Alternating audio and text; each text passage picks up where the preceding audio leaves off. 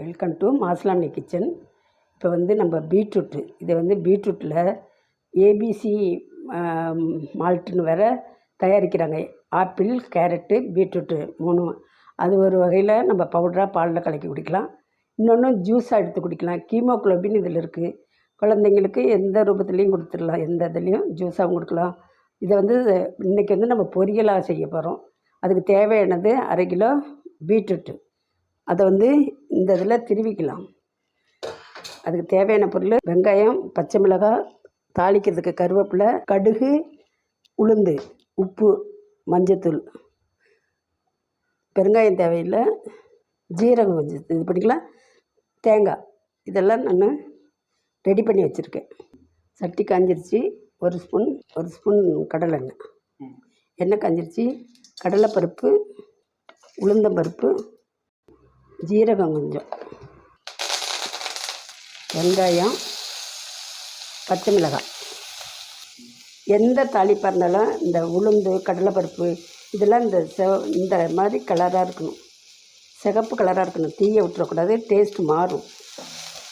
வெங்காயத்தை நல்லா செவக்க வதக்கிங்க, ரொம்பவும் வதங்கக்கூடாது. உப்பு 1/2 ஸ்பூன் போட்டு நம்ம வந்து நல்லாவே இது எல்லா இடத்துலையும் படுற மாதிரி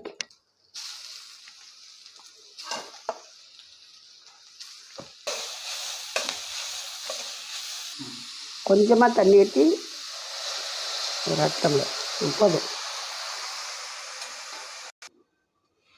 இப்போ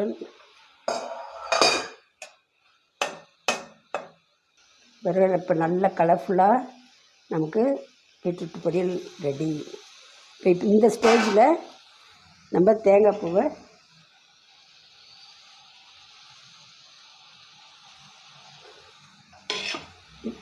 இதுக்கு மேலே நம்ம வந்து ஸ்டவ் ஆஃப் பண்ணிடணும். ஸ்டவ் ஆஃப் பண்ணிவிட்டு இப்படி ஒரு கிளறு. இந்த பச்சையை மாறக்கூடாது. தேங்காயை ரொம்பவும் வேக விடாத இருந்தால் தான் ருசியாக இருக்கும். தேங்காய் வந்து அதிகமாக வேகாமல் பார்த்துங்க. எப்பொழுதுமே உப்பு பொரியலுக்கெல்லாம் ஒரு 1/2 உப்பாக தான் போடணும். ஏன்னா நம்ம கொதிக்க வைக்கிறதா இருந்தால் நமக்கு அந்த இதாக சரியாயிடும். இதுக்கு வந்து எப்பொழுதும் ஆரம்பத்துலேயே கொஞ்சமாக போட்டால் பத்தலைன்னா போட்டுக்கலாம். ரொம்பவும் போடாதீங்க. காரமும் பார்த்து போட்டுக்கோங்க. Okay, thank you.